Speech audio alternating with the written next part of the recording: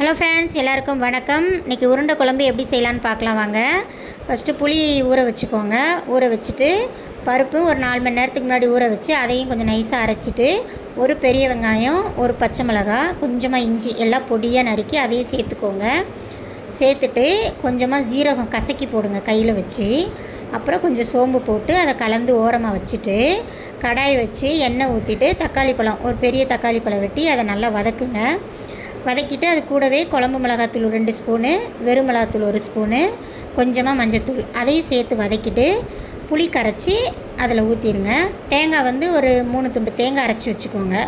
சின்ன வெங்காயம் வேணால் ஒரு 2 வெங்காயம் போட்டு சீரகமும் சேர்த்து போட்டு அரைச்சிருங்க. அதையும் அதோடு கலந்துட்டு குழம்பை நல்லா கொதிக்க விடுங்க. குழம்பு நல்லா காயட்டும். கொஞ்சம் தேவையான அளவு உப்பு சேர்த்துக்கோங்க. நம்ம இதில் வெங்காயம்லாம் வெட்டி வதக்க வேண்டாம், தக்காளி மட்டும் வதக்கினா போதும். ஏன்னா உருண்டையில் நம்ம நிறைய வெங்காயம் சேர்க்குறோம். ரொம்ப வெங்காயம் போட்டால் குழம்பு இனிச்சு கிடக்கும். அப்புறம் இந்த உருண்டையை ரொம்ப டைட்டாக உருட்டக்கூடாது. உருட்டினா அது உள்ளே போட்டால் அப்படி கல் மாதிரி ஆகிடும். அப்படி பண்ணாமல் கொஞ்சம் லூஸாகவே உருண்டை உருட்டி போட்டுட்டு போட்ட உடனே கரண்டி போடக்கூடாது.